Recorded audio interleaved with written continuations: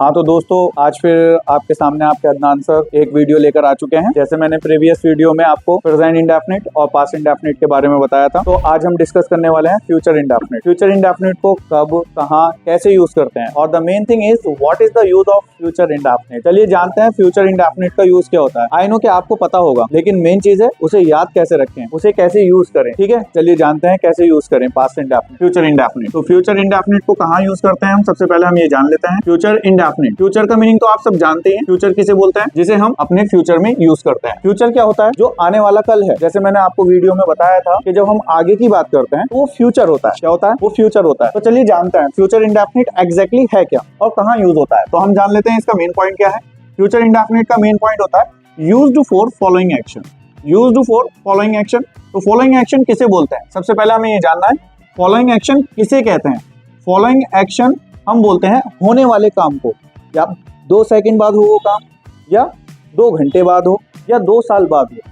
जो काम भी आगे को होगा, कभी भी हो वो 2 सेकंड बाद हो, 2 मिनट बाद हो, 2 घंटे बाद हो, जब भी वो काम होगा तो हम उसे बोलते हैं फ्यूचर इंडेफिनिट। ठीक। अब दूसरा इसका मेन पॉइंट आता है अपकमिंग एक्शन। अपकमिंग एक्शन तो आप जानते हैं, जैसे आपको अपकमिंग वर्ड ऐसे जरूर पता होगा, अपकमिंग मूवी कौन सी आ रही है। यस। तीसरा हम कहाँ पर इसे जानते हैं? प्लानिंग। जब आप किसी की प्लानिंग करते हैं किसी चीज की, तो तब हम इसे यूज करते हैं। जैसे अभी आप प्लानिंग कर रहे हैं कहाँ जाने की? नैनीताल जाने की। कहाँ जाने की? दिल्ली जाने की। चलिए अब जानते हैं कि हम अगर हमारे पास ये 3 पॉइंट्स हैं, फॉलोइंग एक्शंस हैं, अपकमिंग है और प्लानिंग है, तो इसे हम कैसे यूज करते हैं। तो उसके लिए हमें इसका तरीका जानना पड़ेगा। क्या जानना पड़ेगा? तरीका। अरे बहुत ईजी है, एक ही बार में सीख जाएंगे।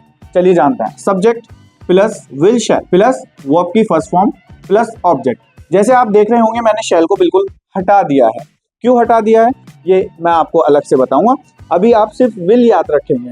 किस चीज को रिप्रेजेंट करने के लिए? फॉलोइंग एक्शन को, अपकमिंग एक्शन को और प्लानिंग को रिप्रेजेंट करने के लिए आप इस इक्वेशन का ख्याल रखेंगे।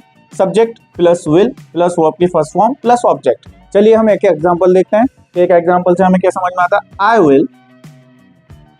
Will go to Nainital.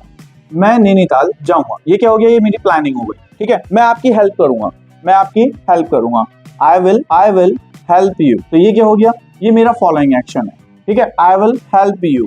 तो ये इस टाइप से हम फ्यूचर इंडेफिनिट को कवर करते हैं।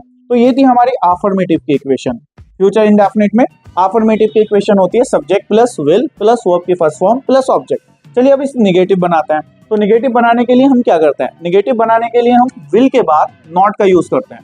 विल के बाद नॉट का यूज करते हैं तो ये निगेटिव हो जाएगा। जैसे ये काम मैं नहीं करूंगा, I will not do this work. ये काम मैं नहीं करूंगा, I will not do this work. मैं चाय नहीं पीऊंगा, I will not take tea. तो यही हमारा निगेटिव बन जाता है अगर हम विल के बाद नॉट का यूज कर लेते हैं। विल के बाद नॉट का यूज कर लेते हैं। अब कभी कभी ऐसा होता है, सारी बातें हमें ही नहीं बोलनी होती। कोई हमसे क्वेश्चन पूछता है फ्यूचर में, तो वो कैसे पूछेगा हमसे? तो उसे कहते हैं इंट्रोगेटिव। क्या कहते हैं? क्वेश्चन पूछने को क्या कहते हैं? इंट्रोगेटिव। चलिए जानते हैं वो कैसे होगा। वो होगा will plus subject plus verb की फर्स्ट फॉर्म प्लस ऑब्जेक्ट और लास्ट में ये लंगड़ा लगा दे, जिसे आप क्वेश्चन मार्क के नाम से जानते हैं। ठीक है, तो चलिए जानते हैं कैसे। Will you eat it, will you eat it, what is the meaning of it. अब आप मुझसे पूछे क्या आप ये खाएंगे? अब भाई मेरी मर्जी होगी तो मैं अफर्मेटिव बोल दूंगा, और मेरी मर्जी होगी तो मैं निगेटिव बोल दूंगा। जैसे अब मैं कहूंगा yes I will eat it, और अगर मेरी मर्जी नहीं है तो मैं कहूंगा आई विल नॉट ईट इट।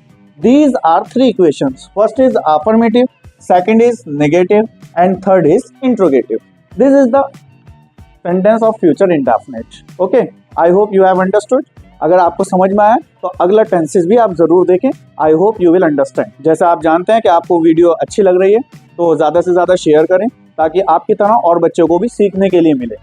ठीक है, हम चाहते हैं कि हमारा जो एम्बिशन है वो बच्चों को सिखाना है। ठीक है, तो इसे शेयर करें ज़्यादा से ज़्यादा, और लाइक कर हमें बताएं कि हमारी वीडियो अच्छी है या नहीं, और कमेंट कर एक एक एग्जाम्पल के साथ सभी कमेंट करें, तो इससे पता लगेगा कि आपको समझ में आया।